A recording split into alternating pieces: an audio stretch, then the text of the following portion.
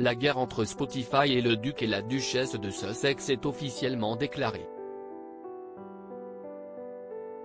Alors que la plateforme a définitivement mis fin au contrat de Meghan Markle à la tête de la série de podcasts Archetype, cette dernière n'a pas hésité à taxer publiquement le couple royal d'escrocs. Une nouvelle polémique qui assomme le couple de fuyards. Depuis le mégoï qui a officialisé la rupture entre le duc et la duchesse de Sussex et le clan de Windsor, le couple royal cumule les projets pour renflouer les caisses. Après la sortie d'une série documentaire fracassante sur Netflix suivie par l'autobiographie brûlante du prince Harry, tous les moyens sont bons pour subvenir à leur train de vie ultra luxueux dans leur propriété de Montecito.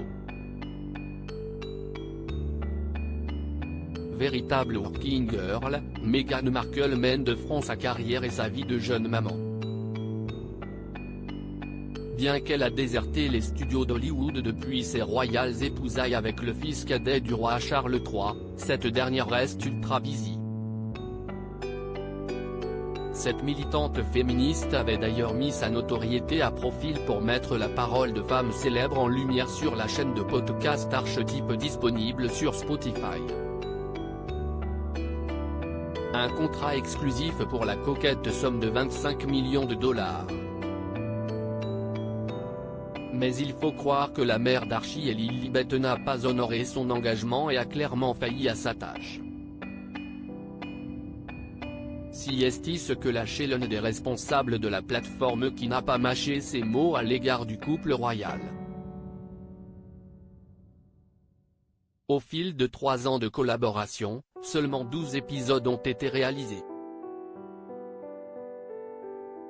Une maigre production de contenu qui a provoqué la colère des dirigeants et précipité la rupture prématurée de ce contrat juteux.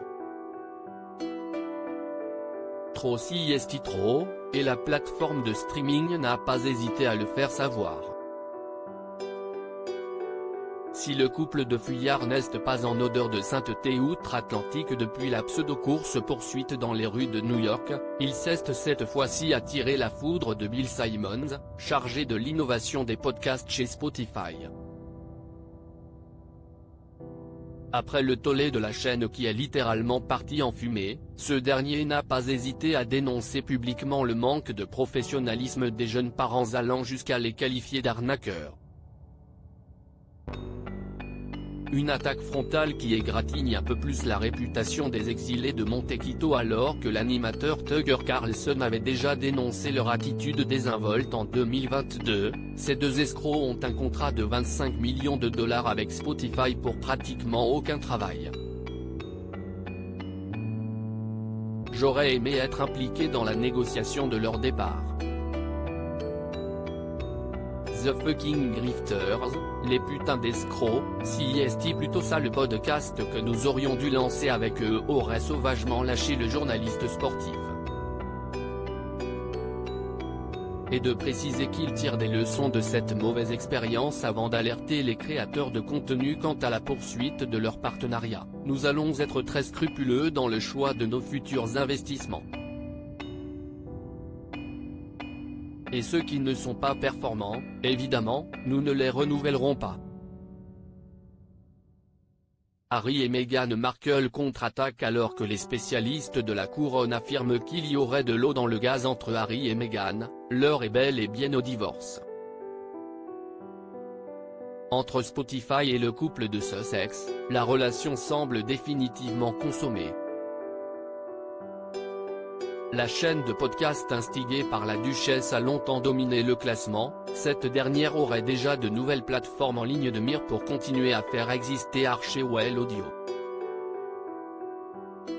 Selon une source anonyme qui se serait épanchée dans les colonnes de Variety, les deux ex-membres des Fab Four auraient pressenti la fin de ce contrat et seraient d'ores et déjà à la recherche de nouveaux partenaires. Ni Spotify, ni la société de production fondée par le couple royal n'ont tenu à s'exprimer sur cette rupture fracassante. Le couple serait-il en train de préparer sa défense? Nul doute qu'il ne sorte prochainement du silence.